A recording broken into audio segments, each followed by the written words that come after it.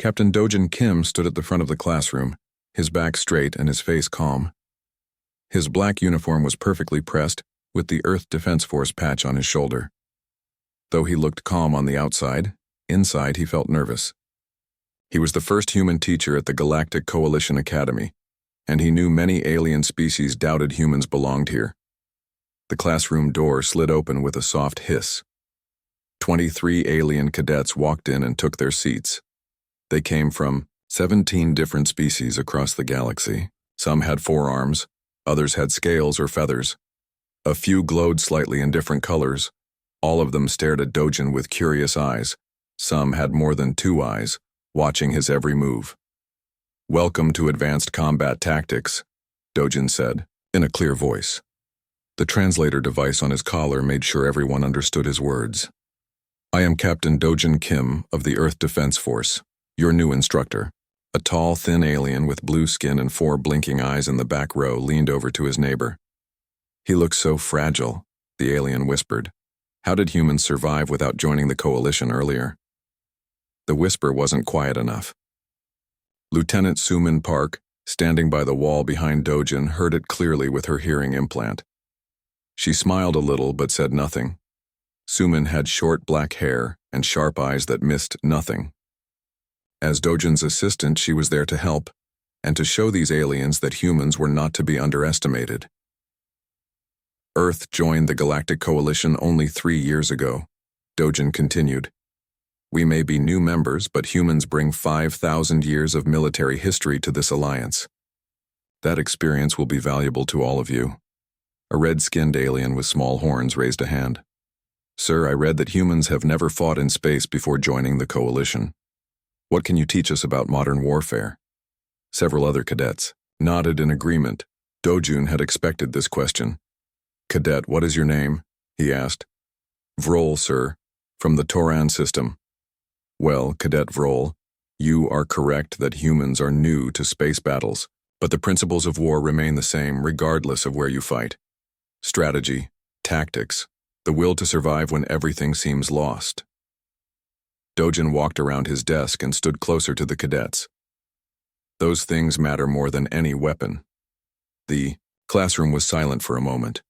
Then a small bird-like alien with shining feathers spoke up. "But sir, the coalition has the most advanced weapons in the galaxy. Isn't superior firepower what wins wars?" Dojin smiled. "And what is your name? Cadet Nilara, sir?" "Cadet Nilara. That is exactly what we will explore in this class. Because history shows that superior weapons don't always guarantee victory." Dojin pressed a button on his wrist device, and a holographic map appeared above his desk.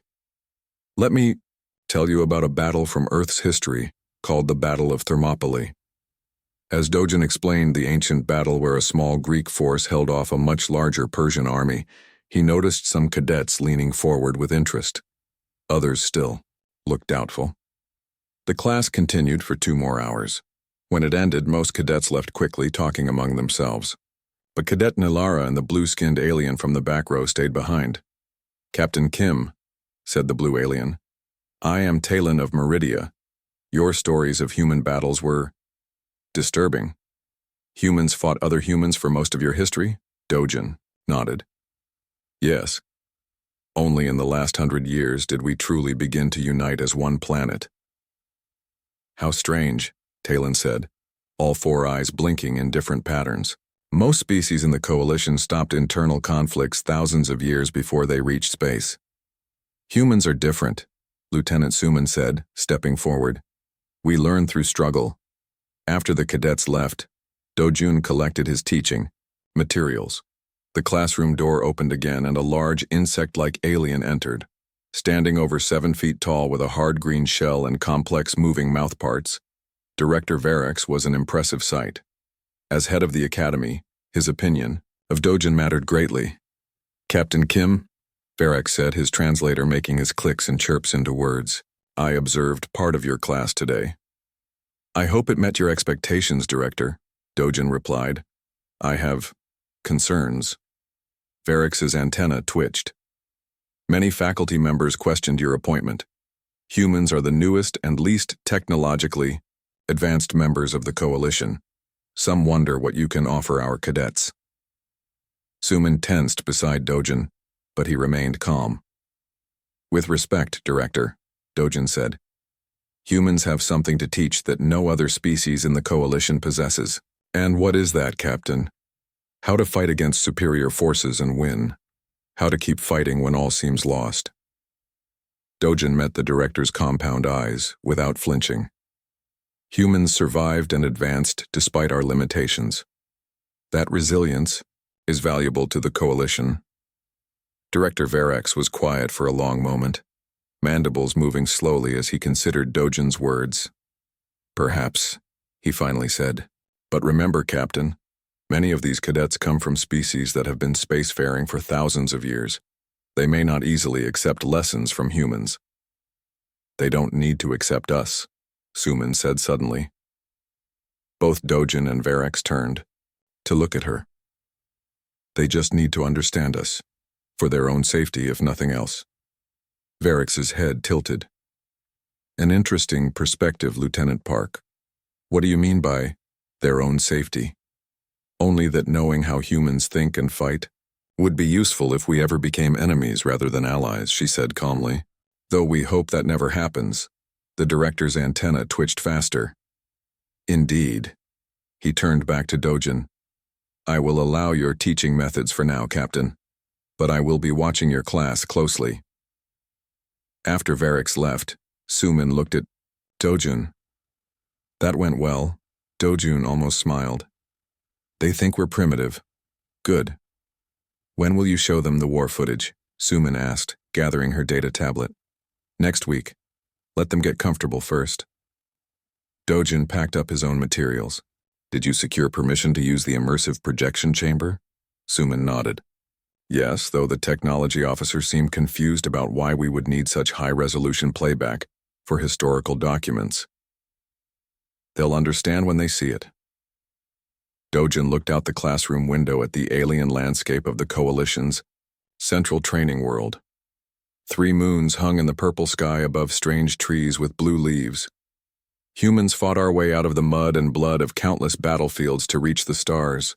These cadets need to understand what that means. And if they're scared by what they see, Suman asked. Then they're smarter than they look, Dojin replied. Come on, we have preparations to make. As they walked through the academy's gleaming hallways, passing aliens of all shapes and sizes, both humans knew the real teaching hadn't even begun. Soon these cadets would see the truth about humanity, and some of them might never look at humans the same way again. The truth was coming, and it would shock them all. A week passed at the Galactic Coalition Academy. Lieutenant Suman Park entered the immersive projection chamber early in the morning. This room was special. It could create images all around you that felt real. The aliens used it to practice space battles. But today it would show something very different. Suman checked her data tablet. She had loaded Earth's military archives, real footage from humanity's wars. Captain Dojin had spent hours selecting the right clips to show the alien cadets. Not the worst parts. They didn't need to see the true horrors of human warfare, but enough to make them understand. Need any help? Dojin asked, walking into the room. His uniform was crisp as always, but his eyes looked tired. He hadn't slept well thinking about today's lesson. Everything's ready, Suman said. But are you sure about this? Director Verax might not approve. The director gave us permission to teach our way, Dojin replied. This is our way. Humans learn through experience. The chamber door opened, and the cadets filed in. All 23 had returned, though some looked nervous. They had heard rumors about today's class. Welcome, Dojin said when everyone was seated. Today we begin the real education about human warfare.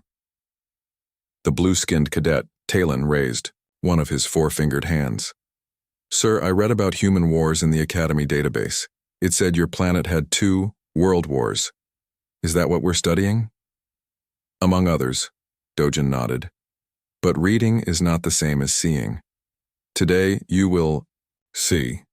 Cadet Nylara, the bird-like alien, shifted her feathers. See what exactly? Reality, Suman answered simply. Dojin moved to the center of the room. The Galactic Coalition has fought wars in space for 2,000 years. Clean, distant battles between ships. Strategic. Mathematical. He paused. Human wars were different. Lieutenant Park, begin with the Battle of Incheon. Suman dimmed the lights and activated the system. The room disappeared. Suddenly, they were standing on a beach. The air filled with the sounds of explosions and gunfire. Soldiers ran past them, splashing through water, diving behind cover as bullets hit the sand around them. This was on our home country, Korea, in 1950. Dojin explained as the scene played out. The cadets flinched as explosions sounded too close. Humans fighting humans. Outgunned forces using the landscape and surprise to overcome a stronger enemy. Before anyone could recover, the scene changed. Now they stood in a jungle. It was hot and wet. Soldiers moved carefully between trees, faces painted green and black. Suddenly, traps sprang from the ground, simple but deadly devices that caught the soldiers by surprise. Vietnam, 1968, Suman said. Guerrilla warfare, using the environment against a technologically superior force. A crystal-like alien cadet in the back made a high-pitched sound of distress. The scenes continued to change. Urban combat in tight city streets. Soldiers moving from building to building under constant fire. The smart use of cover. The desperation. The wounded being dragged to safety by their comrades. These fighters had no energy shields, Dojin pointed out. No advanced healing. Their bodies were as fragile as they looked. One bullet could end a life. Then why fight? Asked a tall reptilian cadet. Why not surrender? Because humans hate losing more than they fear dying, Suman answered. The next scene showed trenches. Long ditches dug into the earth where soldiers lived and fought. Mud everywhere. The sounds of artillery booming in the distance. Men climbing. Ladders to run across open ground under heavy fire. World War I, Dojin explained. Millions died in these conditions.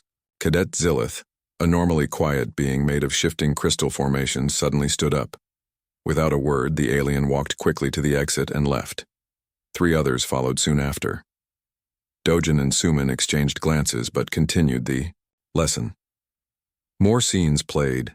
Tanks rolling across deserts, ships firing at distant shores, aircraft dropping bombs with terrible precision. Through it all, they highlighted human ingenuity. How soldiers adapted, how they improvised weapons when standard ones failed, how they kept fighting when surrounded, outnumbered, outgunned. Stop, please stop, a green-skinned cadet finally called out. Dojin nodded to Suman, who paused the program. The room returned to normal, though the sounds of war seemed to echo in everyone's minds.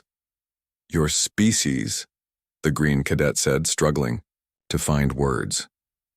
You did this to each other, for thousands of years? Yes, Dojin said simply, and we survived. The classroom was silent. The remaining cadets looked shaken. Some seemed angry, others confused or frightened. None looked bored anymore. You asked what humans could teach you, Suman said, breaking the silence. Now you begin to understand. No species in the Coalition has our experience with war. But the Coalition's technology is far superior to anything in these images, Talon said, his blue skin paler than before. Our weapons are more powerful, our ships faster. True, Dojin agreed. But war isn't just about technology. It's about will, about continuing to fight when everything seems lost. He looked around the room. How many of your species have faced extinction and survived? None of the cadets responded. Humans have faced that possibility many times, by our own hands. Yet here we stand.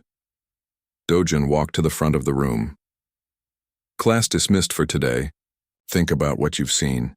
The cadets left quietly, very different from their confident entrance. When the last one had gone, Suman closed the door. That went well, she said with a small smile. We lost 4, Dojin noted, checking his tablet, and I expect angry messages from Director Verax soon. Worth it, Suman replied. Did you see their faces? They finally understand what they're dealing with. Not yet, Dojin said, but they're starting to. The next morning, Dojin's prediction came true. Director Verax burst into his office without knocking, his insect-like body vibrating with anger. His green carapace clicked as he moved. "Captain Kim, what have you done?" The director's mandibles clicked rapidly. 7 cadets have filed requests to transfer from your class. 3 others submitted complaints about psychological distress from your presentation. Dojin remained seated calmly behind his desk. "I showed them human history, Director. Nothing more." "You showed them horrors." Verax's antennae quivered. The Coalition Council believed humans were peaceful explorers when they admitted Earth to membership. This footage suggests otherwise.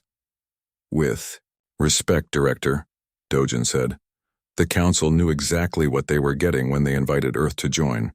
They've studied our history. They know what humans are capable of." "And what is that exactly?" Verax asked, his compound eyes fixed on Dojun. Suman, standing guard by the door, spoke up. "Survival, Director, at any cost." She stepped forward. "Humanity's history made us what we are. We've learned from our brutality, but we haven't forgotten it." Verax was quiet for a moment, his alien features hard to read. Finally, he said, "The remaining cadets in your class, they chose to stay?" "Yes," Dojin confirmed. 13 remained for the entire presentation. The director's mandibles moved slowly. "Interesting. Perhaps there is some value to your methods." He turned to leave but stopped at the door. "But Captain, Lieutenant, remember that you represent Earth here. Make sure you show them all sides of humanity, not just the warriors." After Verax left, Suman looked at Dojin. "All sides of humanity?" Dojun nodded. "That's the next lesson. First, they need to fear us, then they need to respect us." Outside the office window, they could see a small group of cadets gathered in the garden. Talon, Nylara, and 3 others who had stayed through the entire screening were talking seriously among themselves. "Looks like we have some interested students after all," Suman said. "Good," Dojun replied, "because the real lessons haven't even begun." That afternoon, Captain Dojin Kim found 5 alien cadets waiting outside his office. Talon, the blue meridian with 4 eyes, stood in front, with bird-like Nylara beside him. 3 others waited behind them. A reptilian cadet named Koros, small red-skinned Turan named Vrol, and a tall plant-based being called Mosa, whose skin looked like tree bark. "Sir," Talon said, "we want to talk about yesterday's class." Dojin nodded and opened his door wider. "Come in." The cadets filed into his office and looked around curiously. Dojin had decorated his space with items from Earth, a small Korean flag, pictures of mountains and seas, and a shelf with old paper books. Things that most Coalition species had replaced with digital versions long ago. "What can I help you with?" Dojin asked, sitting behind his desk. "We want to understand," Talon said, 4 eyes blinking in an uneven pattern. "How does a species survive such barbarity?" Dojin offered with a slight smile. "Yes," Nylara chirped. "The things we saw yesterday, they were horrible. Yet humans not only survived, but built a civilization advanced enough to reach the stars." Lieutenant Suman Park entered the office with a tray of drinks. "Captain, I brought tea for our guests," she said, setting cups down for each cadet. Aliens looked at the steaming liquid with caution. "It's safe," Suman assured them. "This is how humans share friendship." Koros, the reptilian, picked up a cup with scaled hands. "So humans can be violent warriors and also make drinks to share?" "That's what we want you to understand," Dojin said. "There's more to humanity than just fighting." He pressed a button on his desk. The wall behind him became a screen. "Yesterday, you saw how humans wage war. Today, I want to show you what happens after." The screen lit up with images of destroyed cities, buildings broken, streets covered in rubble. Then the images changed, showing the same places years later. The broken buildings were replaced with new ones.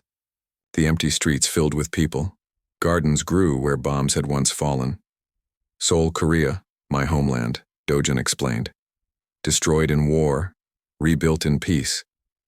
More images appeared. Former enemies signing peace treaties, old soldiers from Opposite sides meeting decades later, shaking hands. Humans fight fiercely, Suman said. But we also forgive. We rebuild. We move forward. Vrol, the small red Tauran, looked confused. But why fight at all? The coalition solved interspecies conflict thousands of years ago through logical negotiation. Humans aren't always logical, Dojin admitted. We feel deeply. Sometimes those feelings lead to conflict, but they also drive us to create beauty. The screen changed again, showing Earth's art, music, literature. Ancient temples beside modern buildings, ballet dancers, children playing in parks. This is the true strength of humanity, Suman explained. Not just that we fight tenaciously, but that we create powerfully. We destroy, but we also build. The 5 cadets watched in silence. Finally, Mosa, the plant being, spoke in a low, rumbling voice. The coalition accepted humans 3 years ago because you have resources and a strategic location. Many thought humans were too primitive to be useful allies. Mosa's bark-like skin rippled.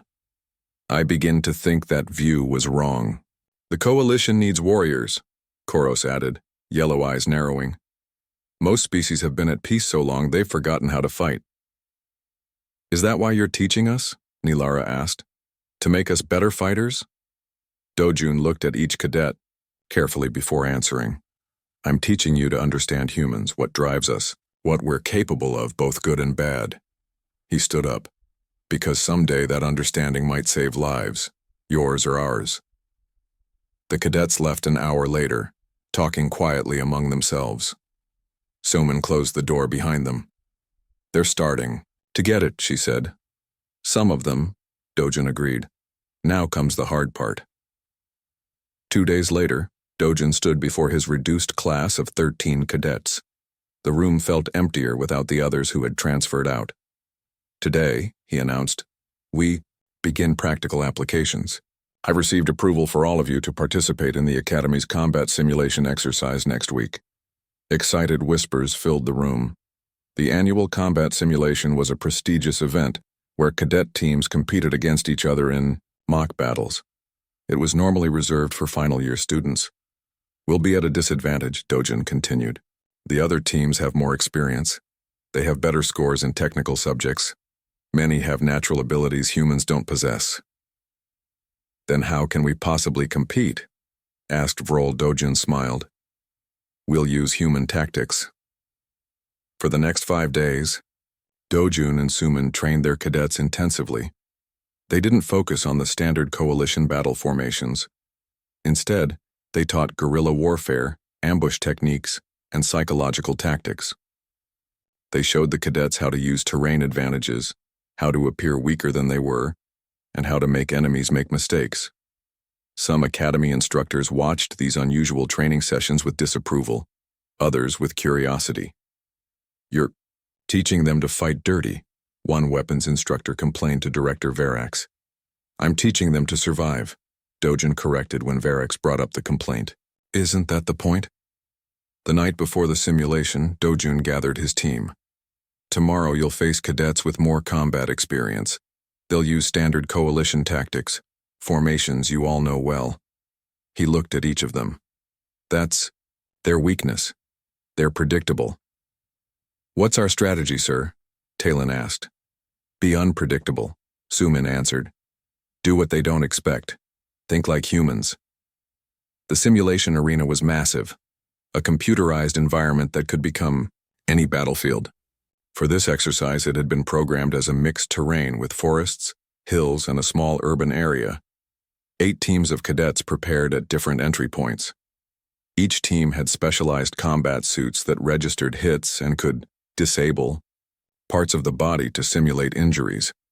The goal was simple: capture the other team's flags while protecting your own. In the observation room above the arena, instructors and other students watched on large screens. Director Varick stood with his arms crossed, his compound eyes fixed on the monitors. Captain Kim's team is smaller than the others, another instructor noted. And they have first-year cadets. They won't last long. Perhaps, Varick replied, mandibles clicking thoughtfully. But I'm curious to see what they do. The simulation began. 7 teams deployed in standard coalition formation. Main force in the center, scouts ahead, defenders guarding the rear. Perfectly logical, proven tactics. Team Human, as the other, Cadets had nicknamed Dojin's group, did something completely different. They scattered immediately. They hid their flag in an unexpected location. They set false trails. They used the terrain to set ambushes. "What are they doing?" asked a confused instructor. "That's not how the simulation is meant to be played." In the control room, Dojun and Suman watched calmly. "They're fighting like humans," Suman said.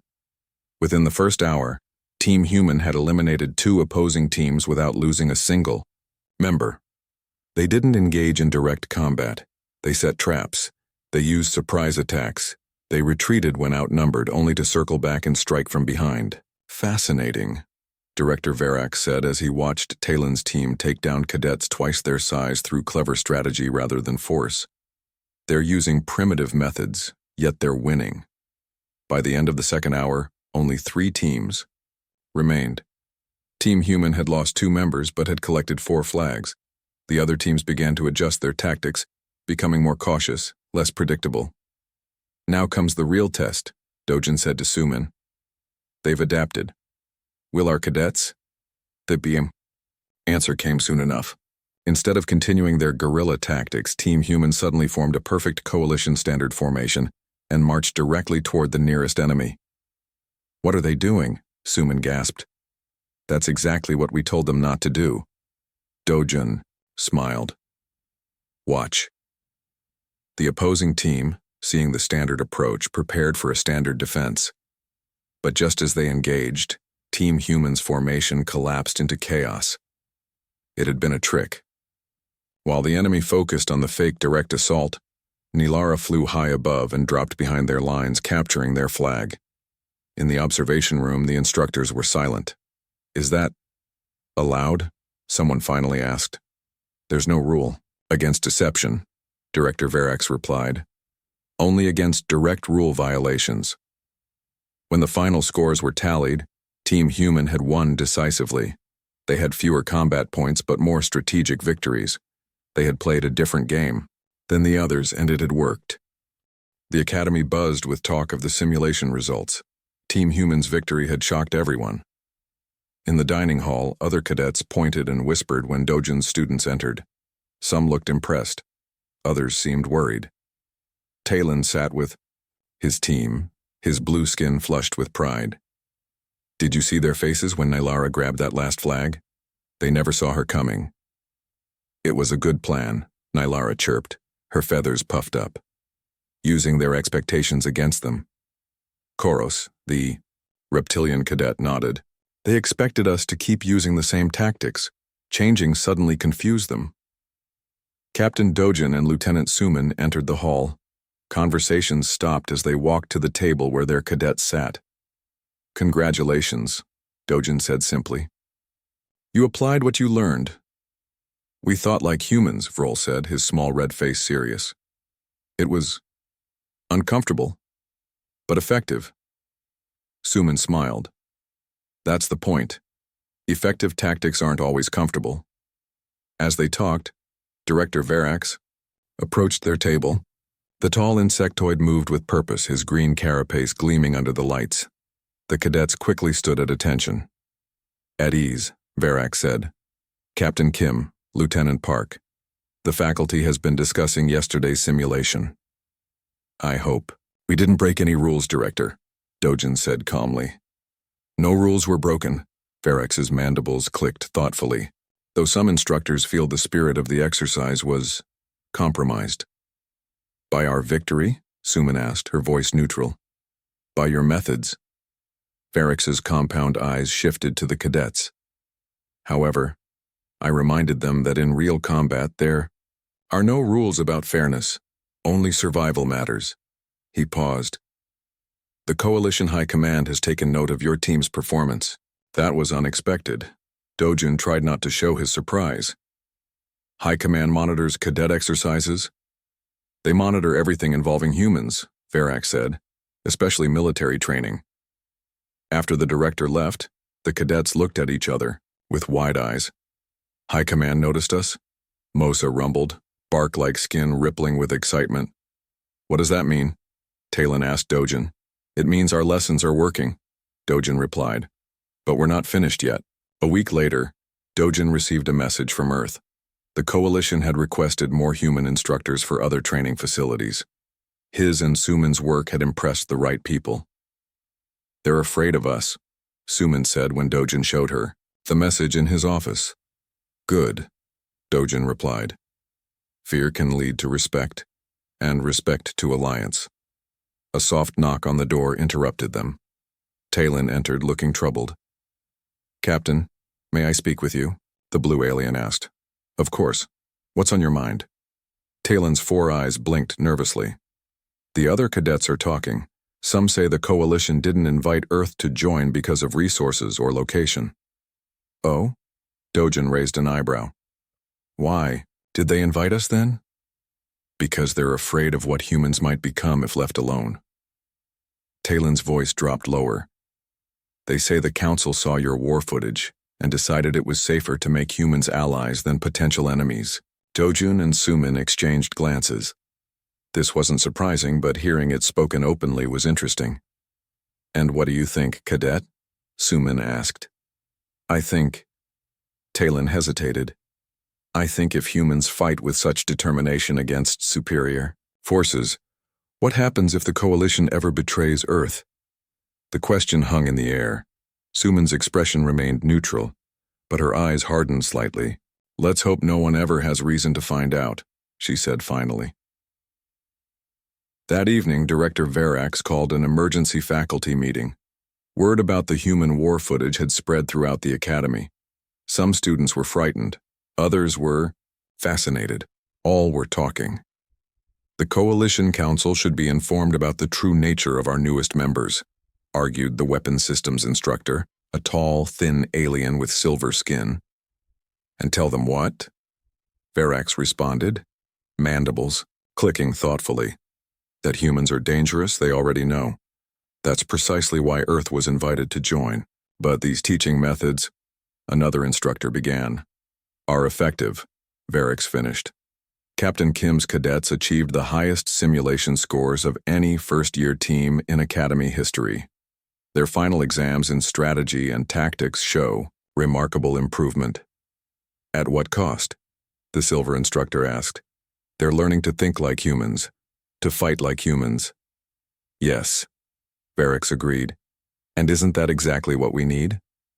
On the last day of the term, Dojun gathered his remaining 13 cadets. They had changed over the past months. They stood straighter.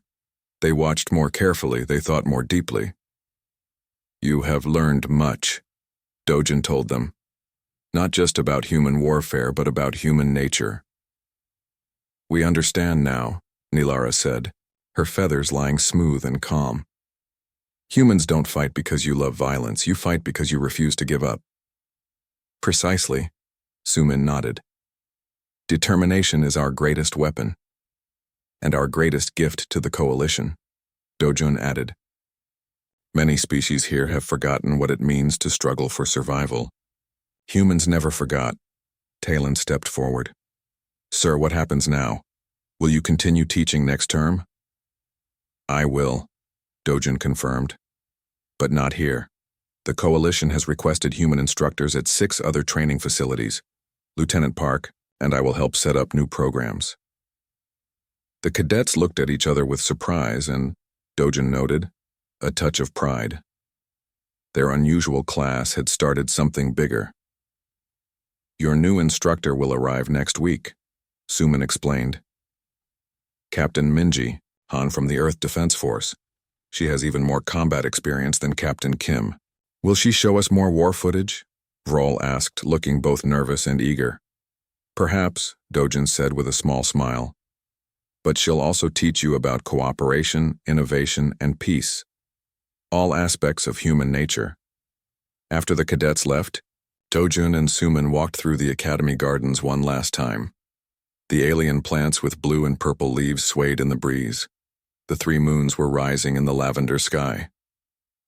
It worked better than we expected, Suman said. High Command is impressed. They feared us, Dojin replied. Now they respect us. Soon they'll need us. Do you think they'll ever trust us? Sumin asked. Dojin looked up at the stars. So many worlds, so many species, all connected now to humanity's fate. Trust takes time, he said, but we've made a good start. In the distance, they could see their cadets practicing human hand-to-hand combat techniques in an open area. Their movements were becoming more fluid, more unpredictable, more human, with each passing day. Talon was leading the group, calling out commands as they moved through the exercises. The blue alien had been the first to truly understand what Dojin was teaching, not just how humans fought, but why they fought. What do you think they'll do with what we've taught them? Sumin wondered. Create a stronger coalition, Dojin said. One that remembers how to fight if needed but chooses peace when possible. And if the coalition ever turns against Earth? Sumin's voice was quiet. Dojun watched as Nylara demonstrated a perfect flanking maneuver to the others. Then we've just trained their first Special Forces unit in human tactics, he said with a small smile. As the sun set on the alien world, the two human instructors stood watching their legacy unfold.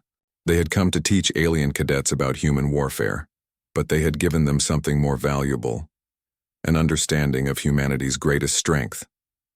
Not our weapons or our technology, but our unbreakable will to survive against any odds. Cadets who had nearly quit after watching human war footage were now the ones most eager to learn more. They had looked into the darkest parts of human history and found not just horror, but inspiration. They had seen what humans could become when pushed to their limits. And in that understanding, a new kind of alliance was born.